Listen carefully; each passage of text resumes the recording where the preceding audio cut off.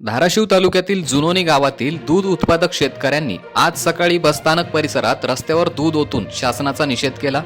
दुधाला दर नसल्याने राज्य सरकारच्या वतीने शेतकऱ्यांना प्रति लिटर 5 रुपये अनुदान देण्याचा निर्णय मागील 3 ते 4 महिन्यांपूर्वी घेण्यात आला होता। परंतु आजपर्यंत शेतकऱ्यांना अनुदान न मिळाल्याने जुनोनी येथील दूध उत्पादक शेतकऱ्यांनी शासनाचा निषेध व्यक्त करण्यासाठी रस्त्यावर दूध ओतून दिले।